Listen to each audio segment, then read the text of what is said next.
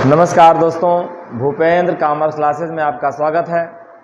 बेटा, आप सब अभी तक अगर मेरे YouTube चैनल को सब्सक्राइब नहीं किए हैं तो कर लीजिए, और आपके आसपास आपके पहचान में जो भी लोग हों उनसे सब्सक्राइब करवा दीजिए, क्योंकि आपके लिए हम धीरे धीरे हर सब्जेक्ट की जो आपके परीक्षा में इम्पॉर्टेंट चीज़ें हैं उन इम्पॉर्टेंट चीज़ों का एक वीडियो बना करके आपके लिए हम पब्लिकली पेश कर रहे हैं। तो जितने लोगों के पास आप भेज दोगे उन सब के लिए फ़ायदेमंद होगा। तो बेटा, इसको सब्सक्राइब करिए, वीडियो को देखिए और लोगों में शेयर भी करिए, जिससे अधिक से अधिक लोग इसको देख सकें और इस बारे में समझ सकें, क्योंकि ये परीक्षा के दृष्टि से बहुत ही महत्वपूर्ण शब्द है। मतलब ये जो टॉपिक है आपका आज जो लेकर आए हैं, अंश और ऋण पत्र में अंतर, ये परीक्षा के दृष्टि से बहुत ही महत्वपूर्ण है। तो पिछले वीडियो में मैंने क्या बताया कि डिबेंचर क्या होता है, कितने प्रकार के होते हैं, बॉन्ड और डिबेंचर में अंतर, डिफरेंस। तो आज हम इस वीडियो में आपको बताने जा रहे हैं क्या, अंश और ऋण पत्र में अंतर, in difference between share and debenture. तो बेटा, अंश हम जान लिए, ऋण पत्र हम जान लिए, तो हमको जानना क्या है, अब हमको जानना है कि दोनों में डिफरेंस क्या है। जब दोनों में डिफरेंस भी जान लेंगे तो हमको दोनों का अर्थ समझने में और आसानी हो जाएगी। तो आइए बेटा देखते हैं। अर्थ, पहला पॉइंट है अर्थ, यानी मीनिंग। ऋण पत्र क्या होते हैं? ऋण पत्र क्या होते हैं? पहले अंश है फिर ऋण पत्र है। तो अगर आप चाहे पहले ऋण पत्र कर दीजिएगा, पहले अंश कर दीजिएगा। तो अगर आप बताएंगे कि अंश किसे कहते हैं तो क्या बताएंगे? अंश कंपनी की पूंजी का एक भाग होता है, यानी जब कंपनी की अधिकृत पूंजी को हम छोटे छोटे समान भागों में विभाजित कर देते हैं तो उसे अंश कहते हैं, उसे अंश कहते हैं। लेकिन अंश पत्र क्या है? उस अंश के बदले में जिन्होंने आपके शेयर को परचेज किया है, उस अंश के बदले में जो सर्टिफिकेट इश्यू करते हो उसे अंश पत्र कहते हैं। इसे कहते हैं अंश प्रमाण पत्र। समझ गए? ऋण पत्र किसे कहते हैं, डिबेंचर किसे कहते हैं, उसकी मीनिंग क्या होगी? जब किसी कंपनी को ऋण पूंजी की आवश्यकता होती है, यानी अंश पूंजी से काम नहीं चलता, तो लोन की तरफ जाती है कंपनियां, तो जनता से लोन लेती हैं, उसके बदले जो डिबेंचर इश्यू करती है उसे क्या बोलते हैं? ऋण पत्र कहते हैं। आगे आते हैं बेटा, पूंजी की प्रकृति क्या होती है? जब कोई कंपनी शेयर को इश्यू करके कैपिटल को, यानी शेयर को इश्यू करके पूंजी यानी कैपिटल प्राप्त करती है तो उसे शेयर कैपिटल कहते हैं, यानी अंश पूंजी। और जब कोई कंपनी ऋण पत्रों को यानी डिबेंचर को इश्यू करके कैपिटल प्राप्त करती है तो उसे क्या बोलते हैं? ऋण पूंजी कहते हैं। यानी अगर शेयर को इश्यू करके कैपिटल मिली तो अंश पूंजी, डिबेंचर को इश्यू करके कैपिटल मिली तो उसे ऋण पूंजी कहते हैं। धारक की स्थिति क्या होती है?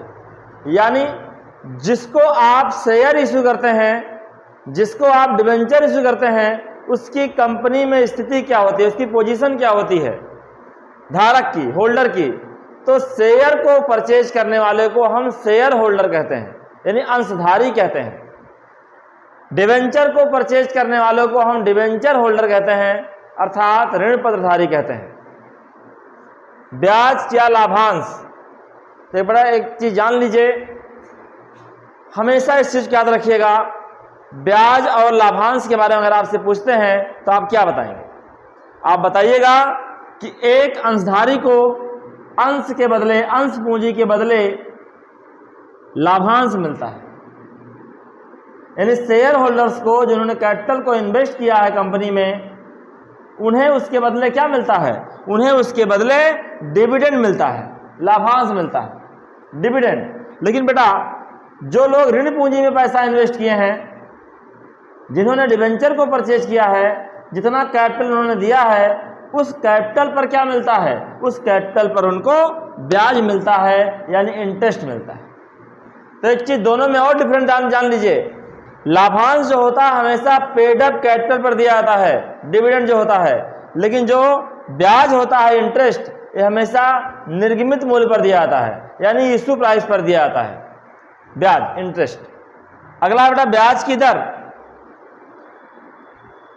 शेयर में दो होते हैं, प्रेफरेंस होते हैं और इक्विटी होते हैं। लेकिन अगर कोई पूछे कि शेयर और डिबेंचर में अंतर सिर्फ बताइए, डिफरेंस बताइए, तो ऐसी कंडीशन में ब्याज का प्रश्न आएगा तो तुलनात्मक दृष्टि से, डिफरेंशिएबल दृष्टि से हम देखेंगे कि ब्याज की दर में हम बताएंगे कि ऋणपत्रों का ब्याज की दर निश्चित होती है।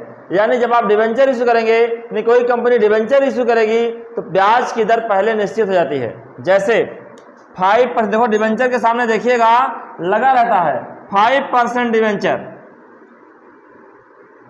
8% डिबेंचर, तो ये जो परसेंट लगा रहता है ना, यही परसेंट जो होती है ब्याज की दर होती है। इसी दर से कंपनियां डिबेंचर होल्डर्स को उनके द्वारा लगाई गई कैपिटल के बदले, मतलब कि पैसे के बदले उनको उस पर इंटरेस्ट देती है, ब्याज देती है। लेकिन इक्विटी शेयर में क्या होता है, यानी अंश में क्या होता है, अंशों में ब्याज की दर निश्चित नहीं होती है, सॉरी लाभांश की दर निश्चित नहीं होती है। लिख सकते हैं यहां पर आप ब्याज की दर या लाभांश की दर, ब्याज या लाभांश की दर, लाभांश की दर, rate of interest and dividend. तो आप डिबेंचर में क्या कर सकते हैं, डिबेंचर में रेट ऑफ इंटरेस्ट फिक्स होता है, यानी पहले से तय रहता है, निश्चित रहता है। लेकिन उसमें शेयर में क्या होता है, रेट ऑफ डिविडेंड फिक्स नहीं होता है। आगे आते हैं बेटा, जोखिम मतलब रिस्क, किसमें रिस्क ज्यादा होता है। अच्छा आप बताइए, अभी आप कहीं काम कर रहे हो और जहां तुम्हें फिक्स है कि आपको महीने में 40,000 मिलेंगे, आपको महीने में 50,000 मिलेंगे, वहां आपको फिक्स है, आप बताइए वहां रिस्क है? बिल्कुल रिस्क नहीं है। क्यों नहीं है? क्योंकि आपका महीना बीतेगा तो आपको 40,000 मिल जाएगा। लेकिन बिजनेस में क्या होता है, रिस्क होता है। जहां तुमको पीस वाइज काम करना हो, जहां तुमको परफॉर्मेंस पे वेतन मिलना हो, सैलरी मिलनी हो, वहां क्या होता है, वहां रिस्क होता है। आप परफॉर्म करोगे तो मिलेगी, नहीं करोगे तो नहीं मिलेगी। वही चीज यहां पर है। जब डिबेंचर में रेट ऑफ इंटरेस्ट फिक्स है तो चाहे कंपनी को प्रॉफिट हो, चाहे लॉस हो, चाहे जो हो, इनको कोई जोखिम नहीं होता है डिबेंचर होल्डर को, इनको तो उतना ब्याज मिलेगा। जैसे आप गांव में किसी से आप लोन ले लीजिए और 10% ब्याज पर, तो आप मुझे बताइए कि आपके घर में चाहे रोटी बने चाहे ना बने, चाहे आप खाएं चाहे ना खाएं, चाहे आप काम करें चाहे ना करें, चाहे आपको नुकसान हो चाहे फायदा हो, लेकिन जिसने आपको लोन दिया है वो आपके ब्याज के यानी मूलधन के अलावा आपसे वो ब्याज लेगा, पक्का। उसी तरीके से डिबेंचर में भी है, कंपनी को चाहे प्रॉफिट हो चाहे ना हो, लेकिन कंपनी ब्याज लेगी, कंपनी ब्याज देगी और डिबेंचर होल्डर उस दर से ब्याज लेंगे। अर्थात डिबेंचर में ऋणपत्र में डिबेंचर होल्डर को कोई भी जोखिम नहीं होती है, कोई भी रिस्क नहीं होता है, उनको मिलना है, चाहे कंपनी को प्रॉफिट हो चाहे लॉस। लेकिन समता यानी अंशों में क्या होता है, अंशों में जो लाभांश मिलता है ना वो फिक्स नहीं होता है। अगर कंपनी को लाभ होगा तो लाभांश मिलेगा, यानी प्रॉफिट होगा तो डिविडेंड मिलेगा, प्रॉफिट नहीं होगा डिविडेंड नहीं मिलेगा। इसलिए अंशों में जोखिम होता है, रिस्क होता है। आगे आते हैं बेटा, प्रबंध में भाग, मैनेजमेंट में कौन पार्टिसिपेट करेगा? ऋणपत्रधारी डिवेंचर होल्डर मैनेजमेंट में पार्टिसिपेट नहीं करते हैं, लेकिन अंशधारी जो कंपनी के मालिक होते हैं वास्तव में, इसलिए ये मैनेजमेंट में भाग लेते हैं। भाई उन्हीं का कंपनी है तो मैनेजमेंट में भाग क्यों नहीं लेंगे? हम एग्जांपल लेते हैं कि डिवेंचर होल्डर को मैनेजमेंट में भाग लेने का अधिकार क्यों नहीं होता है, किसी मीटिंग या सभा में उनको बैठाने का हक क्यों नहीं है? बता रहे हैं। जैसे आप 4 भाई हैं, चारों भाई किसी संस्था के मालिक हैं, तो चारों भाई जाएंगे, एक दूसरे से पूछेंगे, अपनी बात रखेंगे, अपनी समस्या को बताएंगे और उसमें सुझाव देंगे, उस तरीके से आगे बढ़ेंगे, ठीक। लेकिन उसमें किसी से आप लोन लिए हो अपना व्यवसाय चलाने के लिए, तो क्या उस लोन लेने वाले व्यक्ति को भी बुलाओगे? बिल्कुल नहीं बुलाओगे। वही सेम कंडीशन यहाँ है कि डिवेंचर होल्डर जो होते हैं वो मैनेजमेंट में पार्टिसिपेट नहीं करते हैं, शेयर होल्डर कंपनी के ऑनर होते हैं, इसलिए वो मैनेजमेंट में पार्टिसिपेट करते हैं। आगे बेटा स्वामित्व ऑनरशिप, वही बात आई सामने, तब समझ गए होंगे कि जो व्यक्ति डिवेंचर को परचेज करते हैं, यानी डिवेंचर होल्डर कंपनी के मालिक नहीं होते, इनकी स्थिति ऋणदाता की होती है, ये लोन पेयर होते हैं, ठीक। और जो अंशधारी होते हैं ये कंपनी के स्वामी होते हैं, कंपनी के ऑनर होते हैं। आपके सामने बेटा मैंने अंश और ऋण पत्र में डिफरेंस रखा है, दोनों में यही मेन अंतर है, बाकी और सारे अंतर हैं। लेकिन अगर आपके एग्जाम में आएगा तो आप बेसिकली जब भी आपसे डिफरेंस पूछेंगे, अंश ऋण पत्र में अंतर, तो पहले अंश की डिफिनेशन दे दीजिएगा, अंश किसे कहते हैं, ऋण पत्र की डिफिनेशन दे दीजिएगा, फिर दोनों में अंतर को आप आसानी से समझा दीजिएगा। कैसे समझाएंगे, फॉर्मेट ये होगा आपका, देख लीजिए।